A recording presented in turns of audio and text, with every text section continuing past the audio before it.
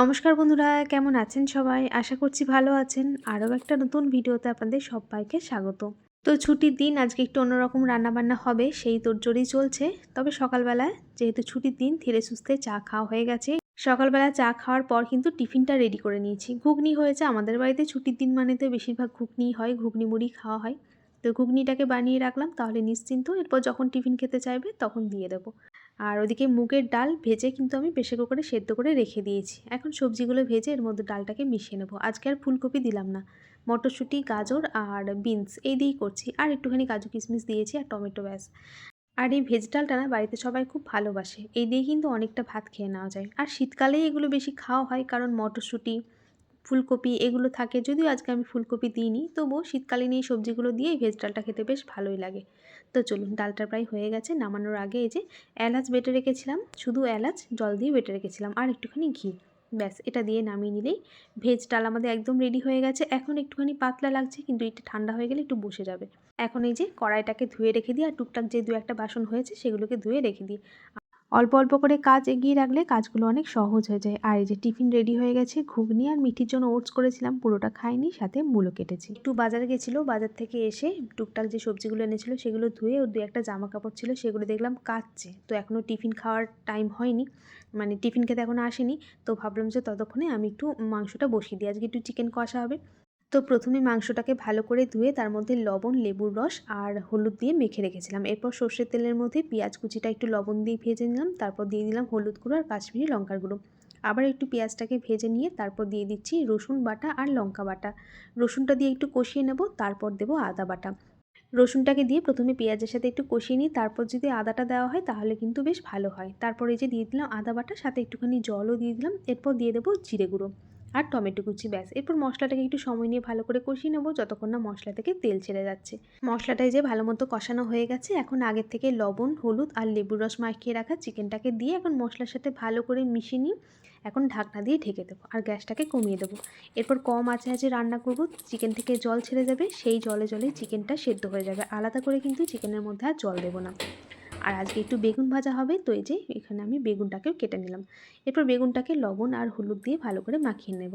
ফেসবুকে আমার এক দিদিভাই বলেছিলেন, আজকের ভিডিওতে দেখলাম যে বোন চিকেন কষার রেসিপিটা শেয়ার করো। তো দিদিভাই চিকেন কষার রেসিপিটা শেয়ার করছি, আপনার কেমন লাগলো আমাকে একটু জানাবেন। তো এই যে বেগুন লবণ হলুদ দিয়ে মেখে নিয়েছি। আর বেগুন ভাজা কিন্তু আমাদের বাড়িতে তেমন একটা হয় না, তো আজকে ভাবলাম যে একটু বেগুন ভাজা করি। আর এদিকে এই যে চালের গুঁড়ো, লবণ, একটুখানি চিনি আর একটুখানি কাশ্মীরি লঙ্কার গুঁড়ো দিয়ে মিশিয়ে নিয়েছি শুকনো।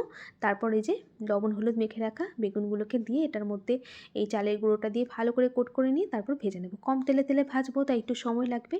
তো একদম ডুবো তেলে ভাজলে অনেকটা তেল টেনে নেয় বেগুন ভাজা, তো সেটা তো খাওয়া, বেশি তেল তো খাওয়া শরীরের জন্য ভালো নয়, সেই জন্য এইভাবে করে ভাজছি। আঁচ কমিয়ে একটু ঢাকনা দিয়ে ঢেকে ঢেকে ভাজবো, তাহলে কম তেলে ভাজা হবে, তবে সময়টা একটু বেশি লাগে। এই যে একটুখানি তেল আর একটুখানি ছড়িয়ে দিলাম, তবে আর তেল দেবো না, এইটুকুতেই হয়ে যাবে।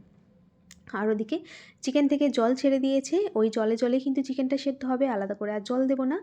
আর গ্যাসটা কমিয়ে কমিয়ে চিকেনটাকে কষাবো। এদিকে কয়েকটা বাসন জমে গেছিলো, সেই বাসনগুলোকে ধুয়ে নিলাম। এরপর দিয়ে দিলাম চিকেনের মধ্যে একটুখানি চিনি আর দিয়ে দিয়েছি টমেটো সস। আমি কিন্তু অনেকক্ষণ সময় নিয়ে কম আঁচে চিকেনটাকে ভালো করে কষিয়েছি। আর যখন দেখলাম যে চিকেনটা সেদ্ধ হয়ে গেছে, তখন গ্যাসটা একটুখানি বাড়িয়ে দিয়ে জলটাকে শুকনো শুকনো করে নিয়েছি। নামানোর আগে এই যে দিয়েছি ধনেপাতা, কাঁচা লঙ্কা বাটা আর গরম মশলা বাটা। গরম মশলার মধ্যে আমি এলাচ আর দারচিনি দিয়েছি, আপনারা চাইলে প্যাকেটের গুঁড়ো গরম মশলাও দিতে পারেন। তো চিকেন কষা আমাদের রেডি হয়ে গেছে, এদিকে বেগুন ভাজাটাও রেডি হয়ে গেছে। আমি এখানে 1.5 কিলো চিকেন নিয়েছিলাম, আর চিকেন থেকে অনেক পরিমাণে জল বেরিয়েছিল, সেই জলে জলে কিন্তু চিকেনটা সুন্দরভাবে সুসেদ্ধ হয়ে গেছে। আর এই যে রান্নাবান্না তো কমপ্লিট হয়ে গেছে, এখন রান্নাঘর পরিষ্কার করে বাসনগুলো ধুয়ে টিফিন খেলে তখন তো কষা মাংস হয়নি, টিফিনে খাও মাংস হলে, তো এখন এক পিস টেস্ট করে দেখো, তো ভাত তো খাবে। একটা দাও, এক পিস দাও, টেস্ট করে দেখি। এটা দিই ছোট থেকে দাও একটা। ওইটা গোল না, এই সলিড পিস দিলাম একটা। ঠিক আছে, আর একটা দিই। একটা।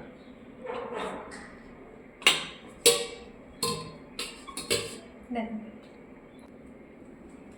সলিড পিস দিলাম, দেখো কেমন সেদ্ধ হয়েছে। বলেছিলে আজকে একবারে কষা খাবে, সে তো ভালো হয়েছে, খেয়ে দেখো। বলেছিলে একদম ঝাল ঝাল করতে, ভালো হয়েছে। ভালো হয়েছে, ঠিক আছে। কিরকম পিস দেবো এটা দাও যে কোনো একটা ভালো হয়েছে বলে আরেকটা খাচ্ছি খাও মশলা দিয়ে একটু ব্যাস